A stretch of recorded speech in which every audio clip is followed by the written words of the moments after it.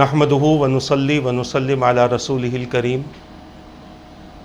اما بعد فاعوذ باللہ من الشیطان الرجیم بسم اللہ الرحمن الرحیم الیوم اکملت لکم دینکم واتممت علیکم نعمتی ورضیت لکم الاسلام دینا آمنت باللہ صدق اللہ العظیم وصدق رسولہ النبی الامین المختار الکریم ونحن علی ذلک لمن الشاہدین والشاکرین والحمد للہ رب العالمین اللہم صلی وسلم وبارک علی سیدنا و مولانا محمد وعلی آلہ واصحابہ وبارک وسلم صلاۃ و سلاما دائما علیک وعلی آلک واصحابک یا رسول اللہ صلی اللہ تعالی علیہ وسلم۔ عزیزان ملت اسلامیہ، محترم ناظرین و سامعین کرام، ماہ ذی الحجہ کے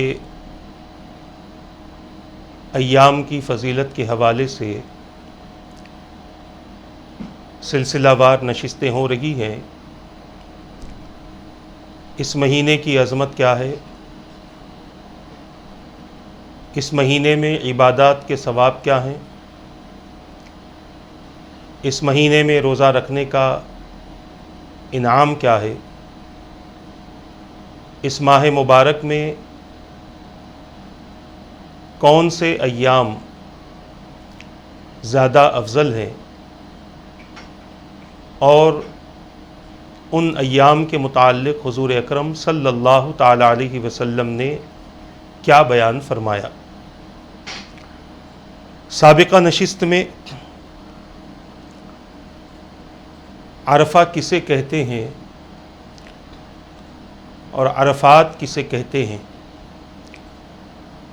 اس کی مختصر سی تشریح بیان کی گئی تھی۔ آج کی اس نشست میں یوم عرفہ کے فضائل اور اس دن عبادات کرنے والوں کو اللہ تبارک و تعالیٰ کی طرف سے جو انعام دیا جاتا ہے، اس کا تذکرہ کرنے کی سعادت حاصل کی جائے گی۔ اسلام میں بعض دنوں کی بڑی اہمیت ہے۔ ان دنوں میں عبادتیں کرنا، ذکر و اذکار کرنا، دعائیں کرنا، توبہ و استغفار کرنا اور دیگر معمولات انجام دینا، اس سے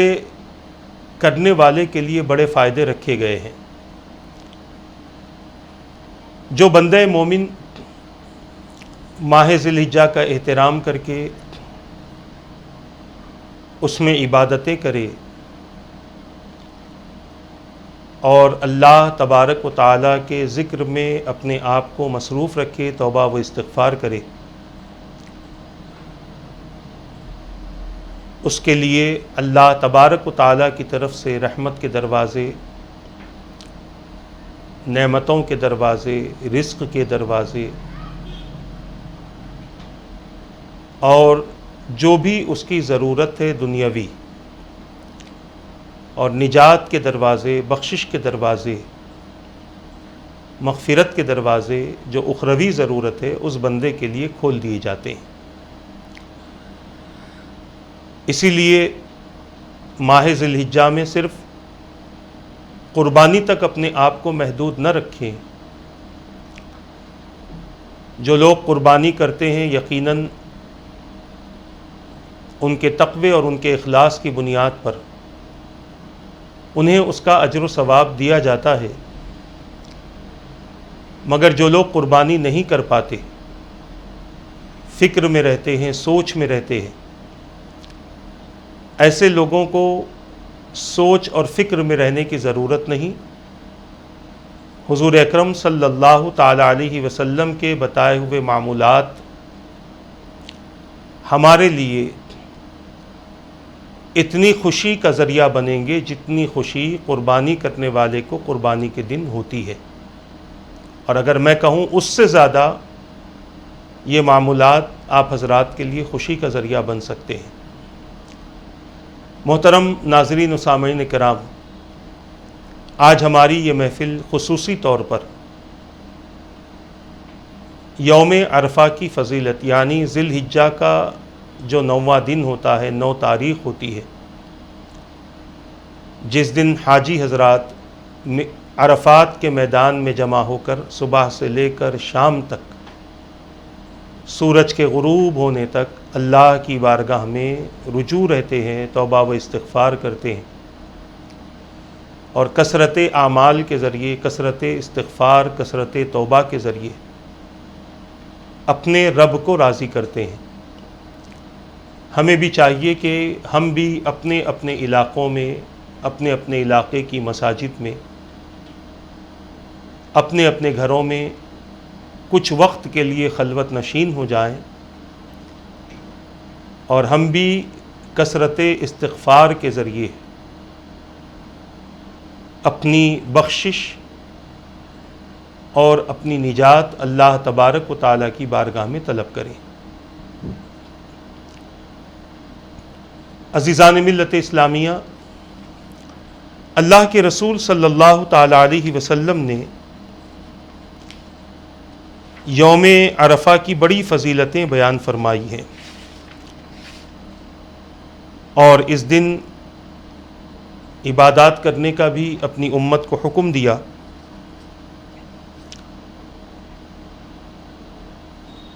حضرت جابر رضی اللہ تعالیٰ عنہ سے روایت ہے، حضور اکرم صلی اللہ تعالیٰ علیہ وسلم نے ارشاد فرمایا، یوم عرفہ سے افضل کوئی دن نہیں ہے۔ اللہ تعالیٰ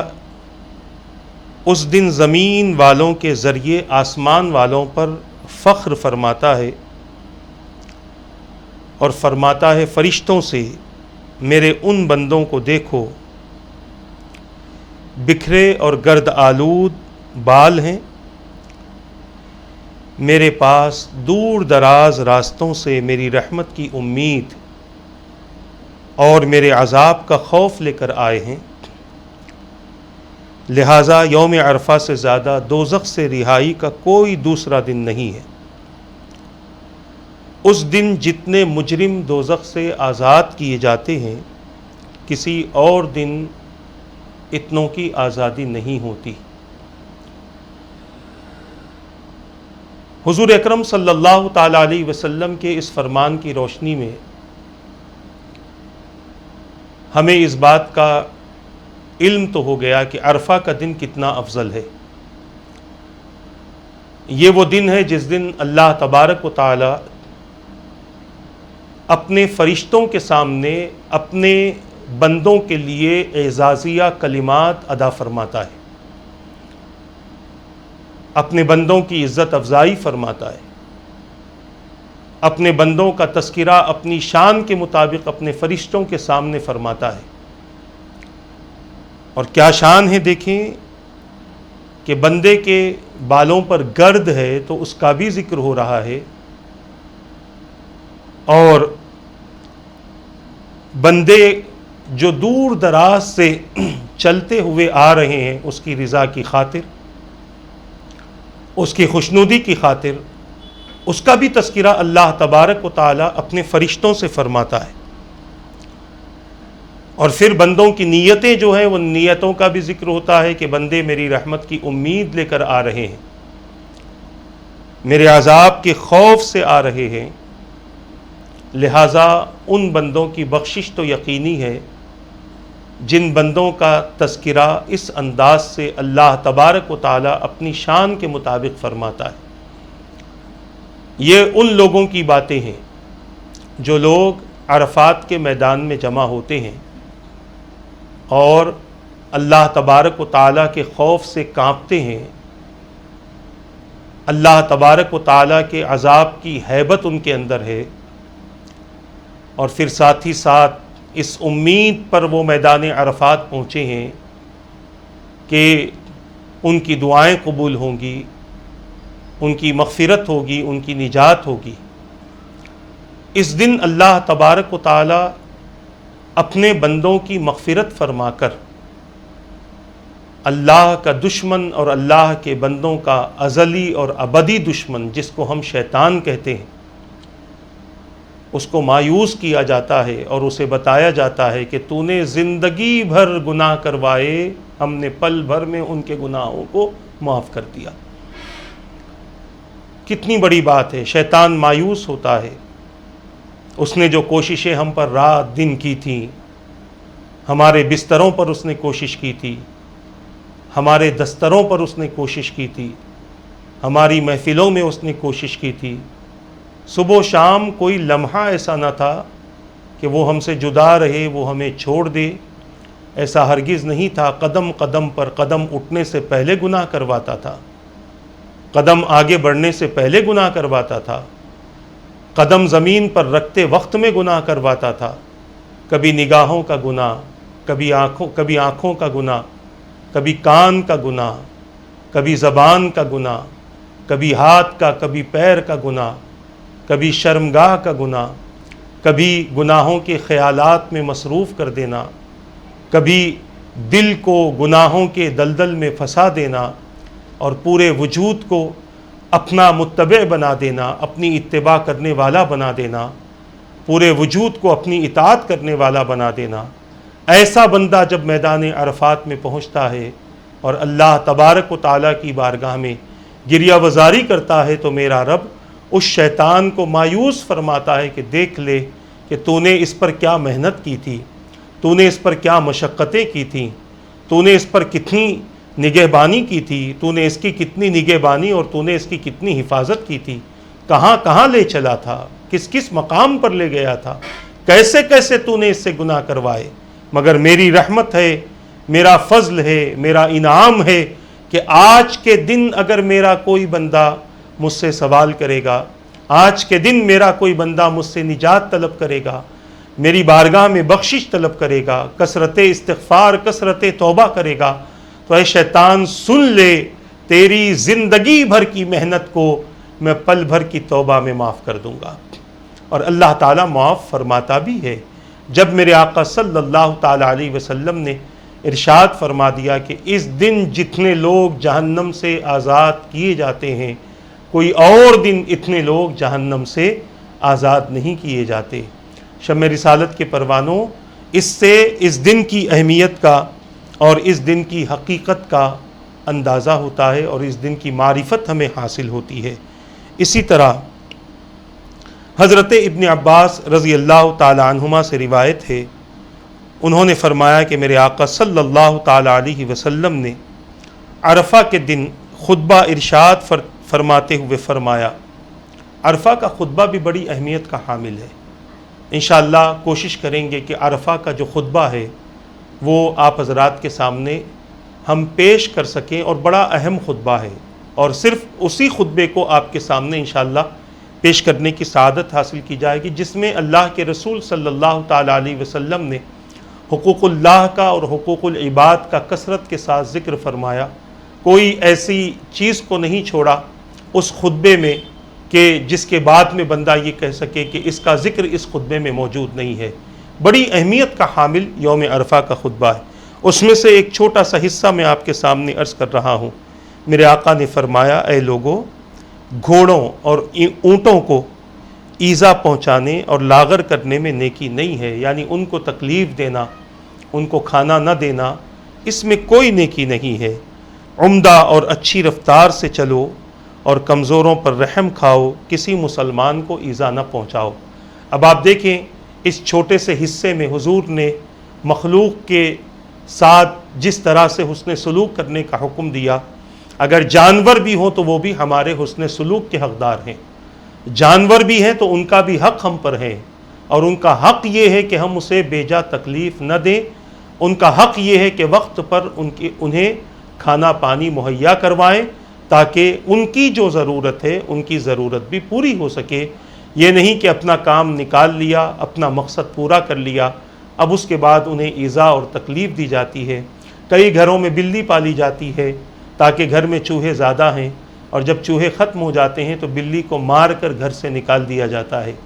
کئی گھروں میں انسان بکریاں پالتے ہیں تاکہ ان کا دودھ پیے، اور جب وہ دودھ دینا بند کر دیتی ہے تو پھر اس بکری کے ساتھ غلط رویہ اختیار کیا جاتا ہے۔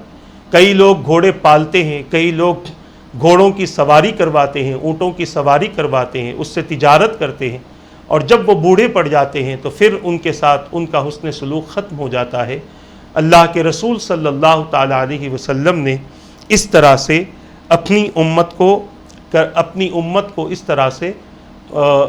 معاملات کرنے سے منع فرمایا، یعنی غلط طریقے سے کسی کے ساتھ پیش آنے سے میرے آقا نے منع فرمایا۔ اور پھر فرمایا جب چلو تو اچھی رفتار، عمدہ رفتار چلو، کمزوروں پر رحم کھاؤ اور کسی مسلمان کو ایذا نہ پہنچاؤ۔ یہ بہت بڑی بات ہے امت کے لیے۔ آج امتی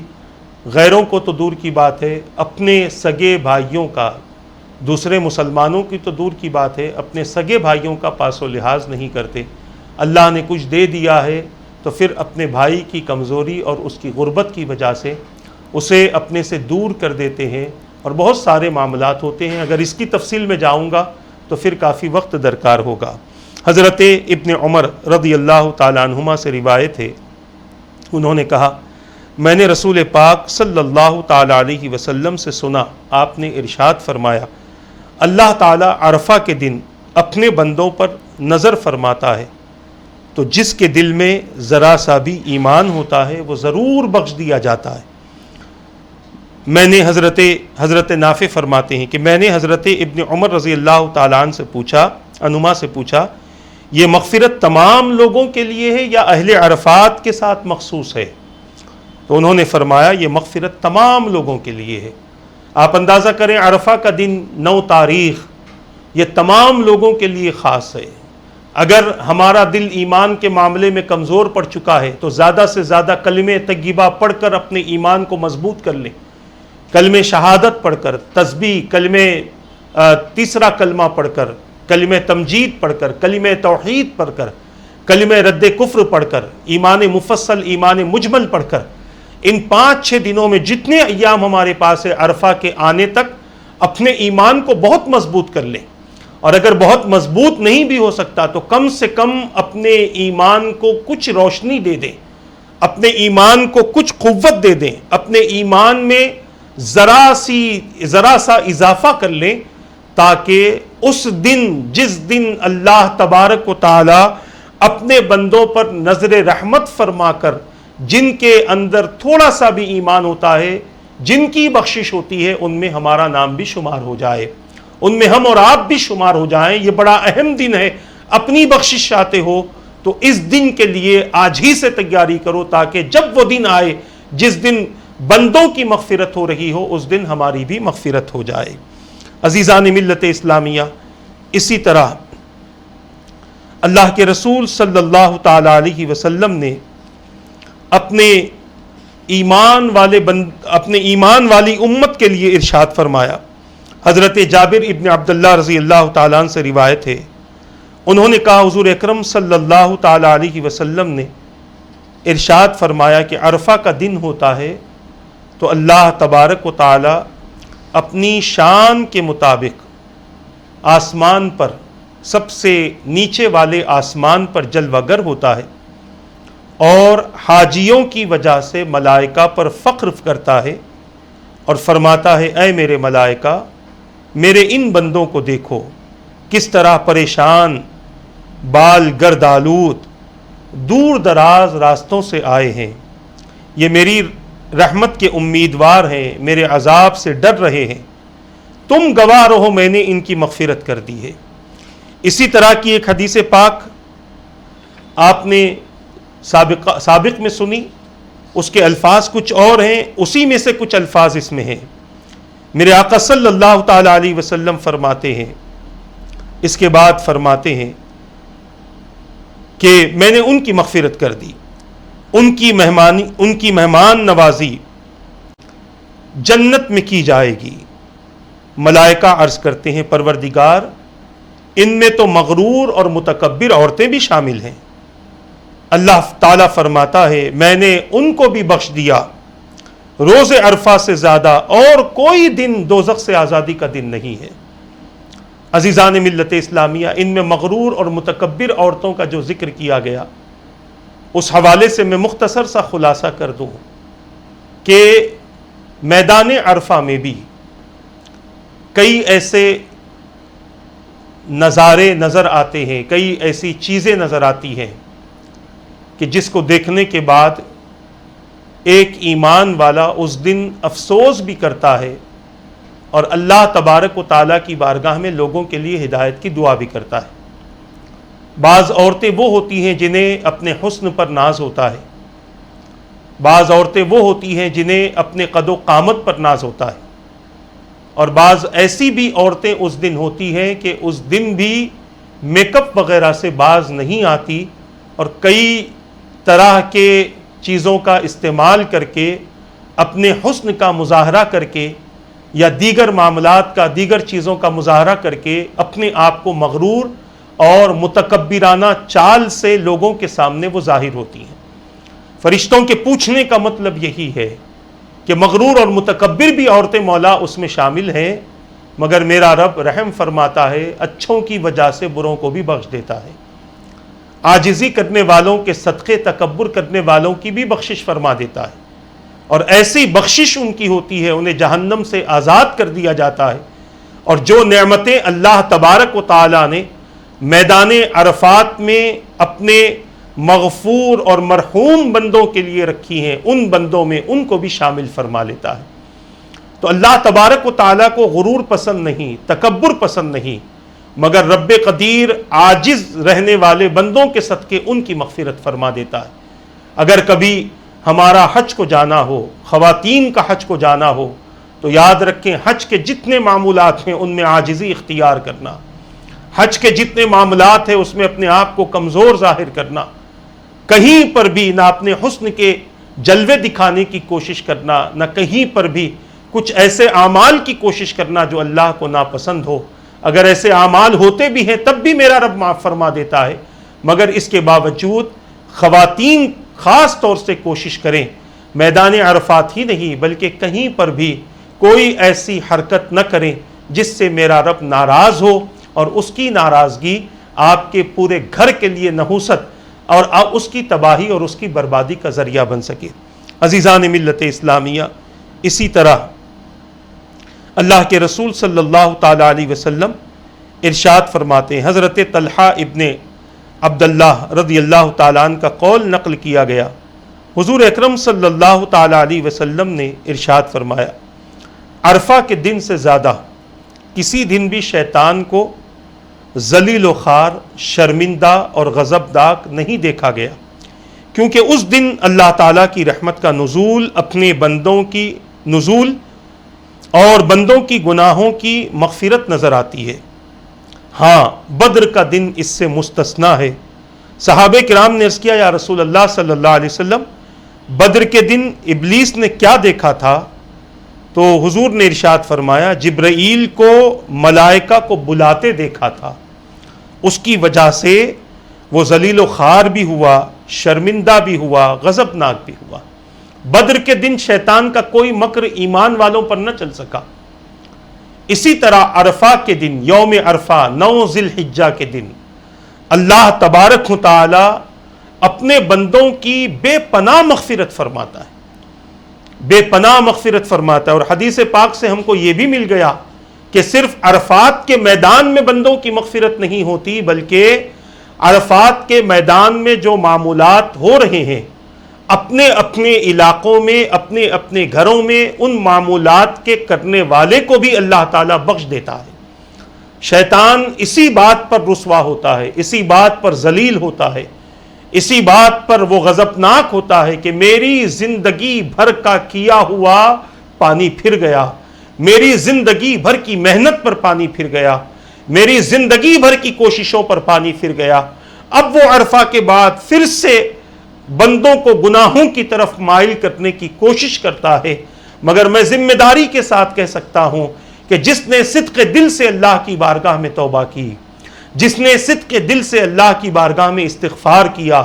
اپنی نجات کی بھیک مانگی، اپنی بخشش کی دعائیں کی، تو یقیناً میرا مولا باقی زندگی میں شیطان کے مکر سے، شیطان کے فریب سے، اس کے جال سے، اس کے دھوکے سے اس بندے کی ضرور مدد فرمائے گا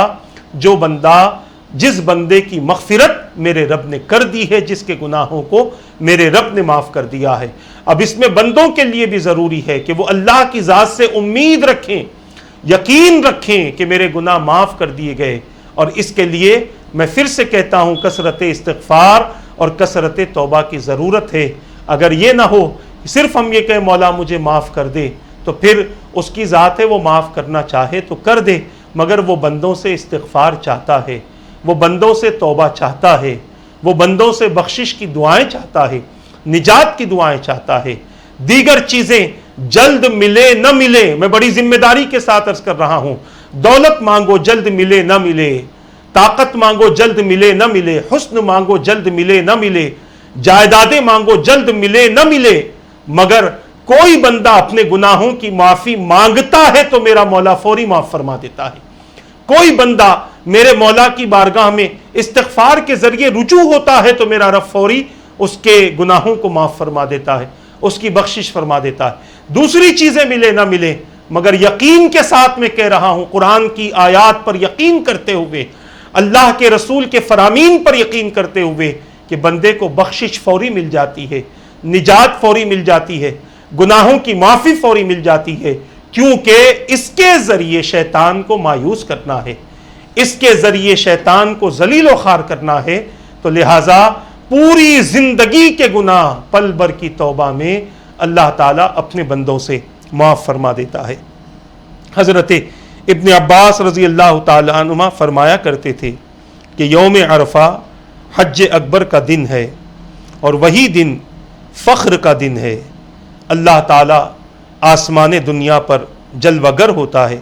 اور فرشتوں سے فرماتا ہے، یہ پھر حدیث دوبارہ آپ کے سامنے پیش ہو رہی ہے کہ میرے زمین پر بندوں کو دیکھو کہ انہوں نے میری وحدانیت، میری ربوبیت کی تصدیق کی، تو یوم عرفہ سے بڑھ کر کوئی ایسا دن نہیں ہے کہ بے شمار لوگ جہنم سے آزاد کیے جاتے ہوں۔ حضرت ابو ہریرہ رضی اللہ تعالیٰ عنہ نے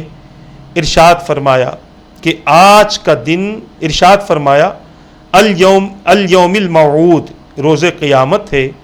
اور الشاہد بروز جمعہ ہے، اور الشہود یوم عرفہ ہے۔ قرآن کریم میں ایک سورہ ہے سورہ بروج، یہ 30ویں پارے میں یہ سورہ ہے، اس میں اللہ تبارک و تعالی نے حاضر کی قسم کھائی اور جس کو حاضر کیا جائے گا اس کی قسم کھائی ہے۔ اس کے متعلق ہمارے اکابرین، جن میں حضرت مولا علی شیر خدا رضی اللہ تعالیٰ عنہ، حضرت ابن عباس رضی اللہ تعالیٰ عنہما، حضرت ابن عمر رضی اللہ تعالیٰ عنہما، اور حضرت ابو ہریرہ رضی اللہ عنہ فرماتے ہیں شاہد سے مراد جمعہ کا دن ہے اور مشہود سے مراد عرفہ کا دن ہے۔ یہ دن بڑی اہمیت کا حامل ہے، اور کبھی کبھی ہماری زندگی میں عرفہ کا دن جمعہ کے دن آ جاتا ہے، اور ان دنوں کی قسم کھائی ہے۔ میں نے اس سے پہلے بھی نشست میں عرض کیا تھا کہ جن جن چیزوں کی اللہ تبارک و تعالیٰ نے قسم کھائی ہے وہ ہر زمانے میں اہم ہوتے ہیں، ہر زمانے میں اس کی ان دنوں کی تعظیم کی جائے، ان دنوں کا احترام کیا جائے، ان دنوں میں جن اعمال کا ذکر کیا گیا، یا دنوں ہی کی بات نہیں، جو جو چیزوں کا ذکر کیا گیا اس کو اپنی زندگی میں اپنایا جائے،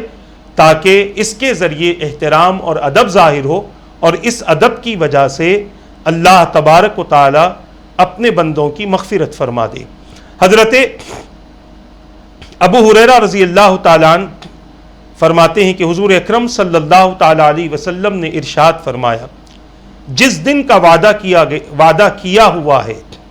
وہ قیامت کا دن ہے، الیوم الموعود ہے قرآن کریم میں، والسماء ذات البروج والیوم الموعود۔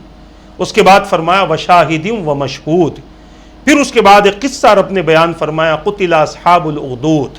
یہ ایک بہت بڑا واقعہ ہے، آپ اس کو قرآن کریم کی تفسیر میں ضرور پڑھ لیں۔ حضور نے ارشاد فرمایا جس دن کا وعدہ کیا ہوا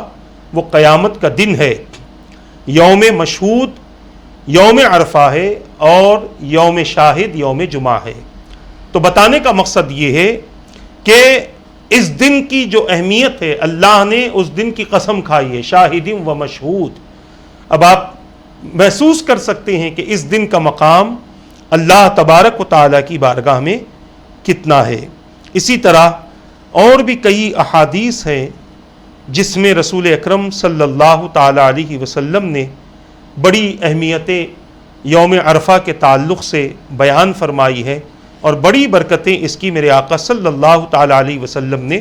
بیان فرمائی ہے۔ ایک حدیث پاک یا دو حدیث پاک پیش کر کے میں عرفہ کے حوالے سے چند دعاؤں کا آپ کے سامنے ذکر کرتا ہوں۔ حضرت عباس رضی اللہ تعالیٰ عنہ سے روایت ہے، حضرت عباس ابن مرواس رضی اللہ تعالیٰ عنہ سے روایت ہے کہ رسول اکرم صلی اللہ تعالیٰ علیہ وسلم نے عرفہ کی رات اپنی امت کے لیے مغفرت، بخشش اور رحمت کی دعا فرمائی۔ اس کے بعد آپ نے فرمایا بلا شبہ اللہ تعالیٰ نے میری امت کو بخش دیا سوائے ان کے جو ایک دوسرے پر ظلم کرے، لہٰذا اللہ تعالیٰ نے وہ گناہ بخش دیے ہیں جو بندے اور اللہ کے درمیان تھے۔ پھر آپ نے فرمایا الہی یقیناً تو قادر ہے کہ اس مظلوم کو اس پر کیے گئے ظلم کا بہتر ثواب عطا فرمائے اور اس ظالم کو بخش دے۔ حضور نے فرمایا اللہ تعالیٰ نے اس رات اس بات کا وحی کے ذریعے کوئی جواب نہیں عطا فرمایا کہ میں نے ان کو بھی بخش دیا۔ راوی کا بیان ہے اللہ تعالیٰ نے، میری کچھ غلطی ہوئی، اللہ تعالیٰ نے اسی وقت آپ کو جواب عطا فرمایا کہ میں نے ان کو بھی بخش دیا۔ راوی کا بیان ہے کہ اس وقت حضور نے تبسم فرمایا۔ ایک صحابی نے عرض کیا یا رسول اللہ صلی اللہ علیہ وسلم، آپ ایسے وقت مسکرائے کہ اس سے پہلے ایسے وقت آپ نے کبھی تبسم نہیں فرمایا، یعنی دعا کے وقت۔ آپ نے فرمایا میں نے دشمن خدا ابلیس کی حالت پر مسکرا دیا جب اس کو معلوم ہوا کہ میری مراد کے مطابق میری امت کے لیے اللہ تعالیٰ نے میری دعا قبول فرمائی ہے، تو وہ اپنی بربادی اور تباہی پر رونے لگا اور اپنے سر پر مٹی ڈالنے لگا۔ آپ اندازہ کریں، اس حدیث پاک کی تفصیل بیان کرنے کی ضرورت نہیں، اسی میں تفصیل بیان کر دی گئی اور بتا دیا گیا کہ کس طریقے سے اللہ کے رسول صلی اللہ تعالیٰ علیہ وسلم کی دعا اللہ تبارک و تعالیٰ نے قبول فرمائی ہے۔ عزیزان ملت اسلامیہ، اسی طرح اللہ کے رسول صلی اللہ تعالیٰ علیہ وسلم ارشاد فرماتے ہیں، حضرت سعید ابن جبیر رضی اللہ تعالیٰ عنہ سے یہ روایت مروی ہے کہ عرفہ کے دن رسول پاک صلی اللہ تعالیٰ علیہ وسلم عرفات کے اس مقام پر تشریف فرماتے جہاں بندے اللہ کے حضور میں ہاتھ پھیلاتے ہیں اور گڑ گڑا کر خدا کی بارگاہ میں دعا کرتے ہیں۔ جبرائیل نازل ہوئے اور عرض کیا یا رسول اللہ صلی اللہ علیہ وسلم، خدا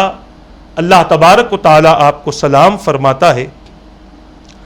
اور فرماتا ہے یہ لوگ میرے گھر کے حاجی ہیں اور میری زیارت کے لیے آنے والے ہیں،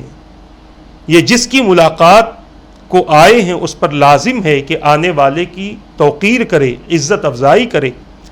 میں آپ کو اور ملائکہ کو گواہ بناتا ہوں کہ میں نے ان سب کو بخش دیا اور جمعہ کے دن زیارت کرنے والوں کے ساتھ ایسا ہی کرتا رہوں گا۔ یعنی بعض اکابرین نے فرمایا اس کے متعلق کہ جو جمعہ کے دن کعبۃ اللہ کی زیارت فرمائے گا اللہ تبارک و تعالیٰ اس بندے کے ساتھ ایسا ہی معاملہ فرمائے گا۔ عزیزان ملت اسلامیہ، حضور اکرم صلی اللہ تعالیٰ علیہ وسلم کے فرامین اس حوالے سے بہت زیادہ ملتے ہیں، اور وہ تمام فرامین آپ احادیث کی کتابوں میں تلاش کریں، آپ اکابرین کی کتابوں میں تلاش کریں تو ضرور وہ چیزیں آپ کو مل جائیں گی۔ اب میں آپ کے سامنے ایک مخصوص دعا کا ذکر کر رہا ہوں۔ ممکن ہے کوشش کی جائے گی کہ اس دعا کی پکچر اس بیان کے ساتھ آپ کی نظر کی جائے، یعنی آپ کو دکھا دیا جائے تاکہ جب وہ چیز آئے تو آپ اس کی پکچر لے لیں اور پھر آپ اس کو ان دعاؤں میں عرفات کے دن بالخصوص دعاؤں میں شامل فرما لیں۔ حضرت شیخ سیدنا عمر لیثی رحمۃ اللہ تعالیٰ علیہ سے روایت ہے، انہوں نے کہا ہم کو اطلاع ملی کہ اللہ تعالیٰ نے حضرت عیسیٰ علیہ السلام کے پاس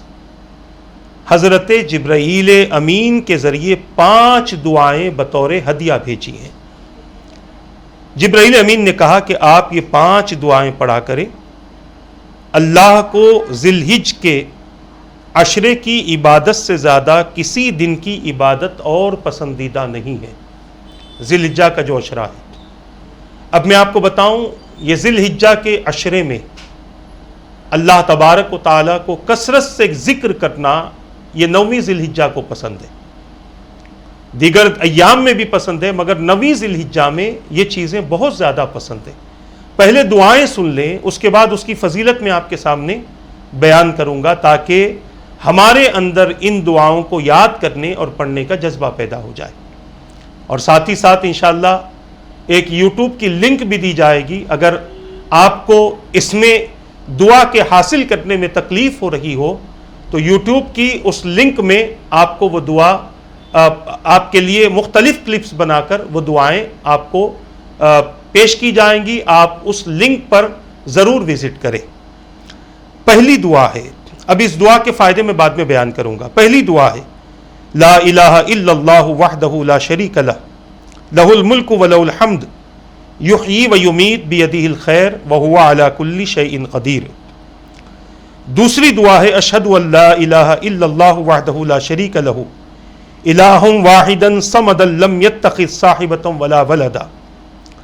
تیسری دعا ہے اشہد ان لا الہ الا اللہ وحدہ لا شریک لہ لہ الملک ولہ الحمد یحیی ویمیت وہو حی لا یموت بیدہ الخیر وہو علی کل شیء قدیر۔ چوتھی دعا ہے حسبی اللہ وکفی سمع اللہ لمن دعا لیس وراء اللہ منتہا۔ پانچویں دعا ہے اللہم لک الحمد کما تقول اللہم لک صلاتی ونسکی ومحیای ومماتی ولک یا رب ترائی اللہم انی اعوذ بک من عذاب القبر ومن شتات الامر اللہم انی اسألک من خیر ما تجری بہ الریح۔ یہ 5ویں دعا میں نے آپ کے سامنے پڑھی ہے۔ اس دعا کی فضیلت سماعت فرما لیں۔ حضرت عیسیٰ علیہ السلام کے حواریوں نے حضرت عیسیٰ علیہ السلام سے ان دعاؤں کے بارے میں دریافت کیا تو آپ نے فرمایا جو شخص پہلی دعا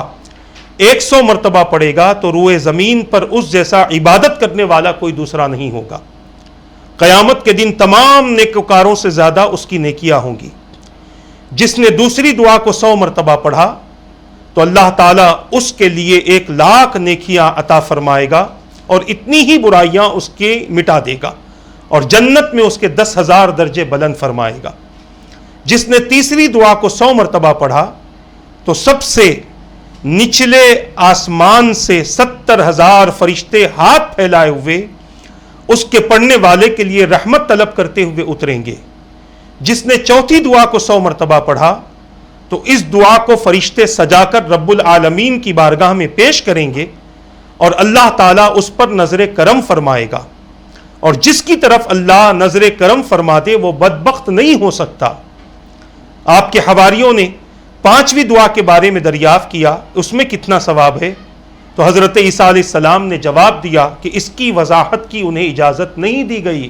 یعنی اس قدر بے حد اجر و ثواب ہے جس کا اندازہ بندہ ہرگز نہیں کر سکتا۔ تو یہ دعائیں بالخصوص عرفہ کے دن پڑھیں، اور جو لنک آپ کو سامنے آئے گی یوٹیوب کی، آپ اس لنک پر کلک کر کے وہ دعائیں اس میں بھی آپ دیکھ سکتے ہیں۔ عزیزان ملت اسلامیہ، اسی طرح اور بھی دعاؤں کا ذکر احادیث پاک میں ملتا ہے جو مختلف صحابہ کرام علیہم رضوان سے مروی ہے۔ اللہ کے رسول صلی اللہ تعالی علیہ وسلم نے یہ 5ویں دعا،